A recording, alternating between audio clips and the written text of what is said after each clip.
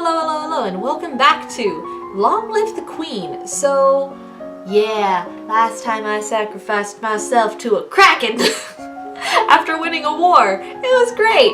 And yes, currently, I'm learning how to swim. That's the long and the short of it. You get comfortable in the water, splashing around and holding your breath to go under, because if I'm facing a kraken, I might get in trouble. Oh, I figured this was probably the best thing to do. You practice walking and hopping through the shallows, feeling the difference in resistance that the water applies to your movement. You practice floating on your front and on your back, letting the water do the work of holding you up. Alright, and everyone's talking about the kraken. We failed the trade test. It's okay. Yep. Celine is a hot lumen. I mean, look at that. She's gorgeous. Isn't she gorgeous? She's so pretty. Oh my gosh. No, you will not take my daughter. They're witches, I tell you. Burn the witch! We're gonna try and seal it. We'll have to do our best to seal the kraken away, no matter how long it takes. After all, isn't that what magic is for? To defend the world from darkness? I will teach you the necessary spells. You must arrange the transportation. Very well. Yay.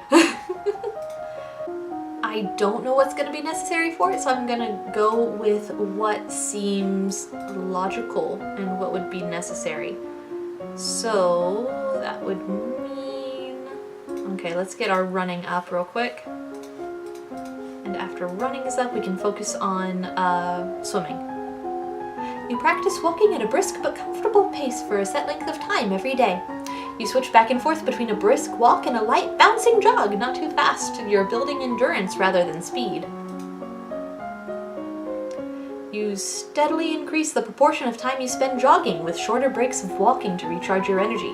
You practice jogging solidly for longer stretches of time and learn how much food and water you need before and after in order to keep your body going. We unlocked a new outfit. It's a jog boy.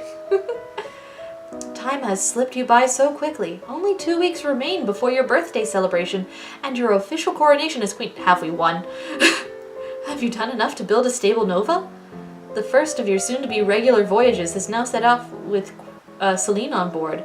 She appears to have some special affinity with seawater, which makes her the best choice to guide a vessel while it hunts for the elusive beast. After all, you have to find it before you can enchant it. It is traditional for the palace to provide entertainment and refreshment for the common people when a new monarch is crowned. It is a rare opportunity for the poor of the land to dine like nobles. The size and scope of any such feast depends on the expense the royal treasury is willing to bear. A respectable feast. I'm sure we can afford to give everyone in the city some bread and sausage and a bit of cake. Let's see what our new jog boy outfit is, because seeing as we're about to become queen, I think it would probably be better to focus on economics, but I don't know. Anything could happen. Anything could happen. Exercise. Oh, that's so cute. Look at her. Oh, look, and it looks like she's like all like winded from a run and everything. Oh, that's so cool. Yeah, economics is taking a huge hit from being pressured. So, yeah. Okay, that's all right. That's all right. Let's just focus on swimming for now. Just keep swimming, just keep swimming, just keep swimming, swimming. You practice treading water, keeping yourself afloat for increasing periods of time. You learn several different styles of swimming across the water and the leg and arm strokes of each. You learn styles of swimming to be used underwater as well as for safety warnings for venturing into murky depths. You practice swimming back and forth over set distances. You learn about the hazards of swimming in different natural environments such as river rapids, ocean undercurrents, and winter ice. The castle is buzzing with preparations for your upcoming coronation. Ministers press you with details for your favorite colors and flowers and so on. You can't really see the point of wasting time worrying about decorations when there's so much else to worry about.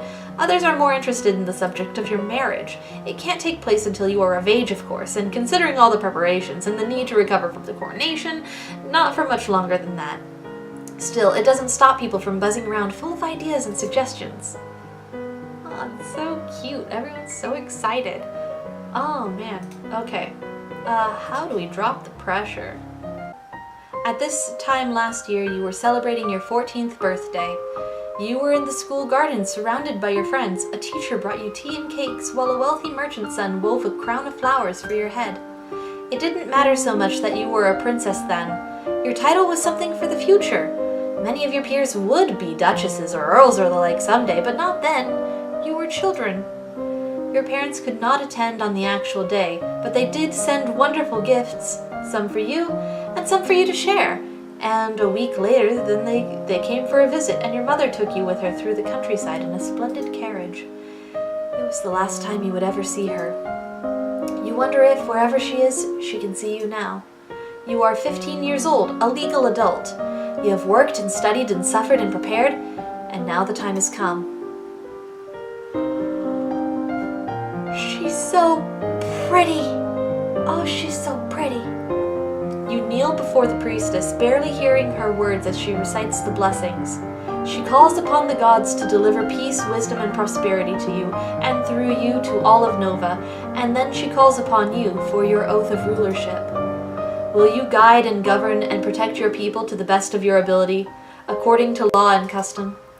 I will. Will you be, to the best of your power, uphold the ideals of love, honor, justice, and mercy? I will. Lords and ladies assembled, I present to you your undoubted queen who has sworn you her loyalty. You who have come to give homage, will you do the same? One at a time, the head of each duchy approaches your throne and kneels to swear his or her service to you and your heirs. People of Nova, I give you Elodie, daughter of Fidelia, your true sovereign. What say you all? Long live the Queen! Long live the Queen! Long live the Queen! Thank you, I will. Yes, we won!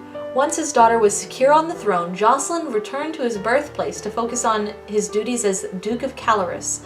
He was pursued by many women, but showed little interest in remarrying, directing them instead to his brother, the Duke of Mazomba. The Queen and her trusted lumens sailed out every week to check on the condition of the Kraken and reinforce the seals. It was inevitable that others would discover their secret and blame them for it. After all, the old Novan capital had been rendered uninhabitable by monstrous lumen experiments. A tentacled beast from the deep was just more of the same. The Novan people were not the only ones to notice the increased naval traffic and the frequent absences of the young Lumen Queen. Pirates from Orcus stepped up their raids in the area, hoping to take Elodie hostage and ransom her for a fortune. The Queen was forced to engage in an even larger naval escort to make her regular trips to the binding site, and the Novan economy struggled under the burden. The loss of their fleet was a terrible setback for Shanja. However, as with a garden weed, if the root is not burned out completely, the infestation may return even worse than before. The king of Shanja had somehow escaped either drowning or capture, and returned to his homeland to plot revenge against Nova. Raising a new army put a strain on the Shanjan royal treasury, which brought internal tensions among the former city-states to the fore. It would be some years before Shanja could manage to field a conquering horde again. Years later, when both were adults, Elodie, Queen of Nova, and Adair, Duke of Aleth, were married. An entire week of public celebrations was set aside for the wedding, and both bride and groom paraded through the capital on fine white horses from the east. Their relationship often seemed to be more one of friends and companions than passionate lovers, but they brought stability to Nova, as it should be. I knew he was a good choice, I knew it. And thus Queen Elodie's legacy stretched into the future. Long live the Queen! Yes! I feel great. Oh my gosh, okay, so this is one of those games. This is just one of those games where it is many branching paths depending on what you choose. Your choices really do matter in this game, let me tell you.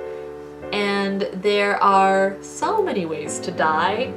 there are so many ways to die.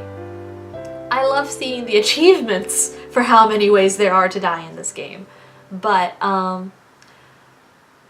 I highly encourage you to play this for yourself and see what sort of ending you get, what choices you would make. Because there's more than one ending, I can guarantee you that. But this has been my playthrough. Thank you all for watching. And oh boy, I have to decide what sort of game I'm going to be playing after this.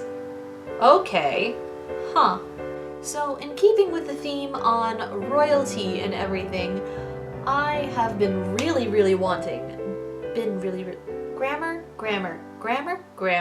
I have been really wanting to play a Game of Thrones game.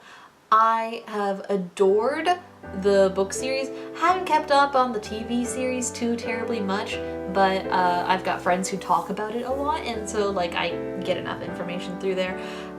But there are 2 different Game of Thrones games, basically. So there's Game of Thrones by Cyanide Studios. Is it? Yeah, Cyanide Studio. And this Game of Thrones game is very much more of like a action RPG, sort of in the style of like Dragon Age. It seemed very, like the fighting style seemed very Dragon Age-esque to me. And apparently George R.R. Martin himself was working with the development team and created the plot that gets interwoven into it. So the plot that happens in this game technically runs alongside the canon of the Game of Thrones universe. I don't know if the same could be said for the Telltale Game of Thrones game. I think they're attempting to do something similar in Telltale, and it looks really well put together. The Cyanide Studio one was in development before the TV series was even like a twinkle in the developer's eye. So they didn't have any like actors to model it off on. But Telltale very definitely is a TV-verse, video game universe sort of deal. And that one would be definitely a bit more point and click, but it also looks really good. And so yeah, I'm going to be putting the question of which one I should play to you guys as well as my Twitter followers. So if you want to help me make decisions like this in the future, please follow me on Twitter. And of course I'll listen to the comments as well. I never stop listening to comments. I love hearing from you guys, honestly. But yeah. So, anyways, this concludes Long Live the Queen. Thank you guys for watching, and I'll be seeing you in the next one, so bye-bye. Ooh, what? I'm sorry, what? Bye. Oh, sorry, are you okay? Oops, stop. You guys can take care of her, right? No, I didn't mean to deactivate you! Reactivate! Fuck me. I want to search the body. Okay. Stop. Ah, why the explosion?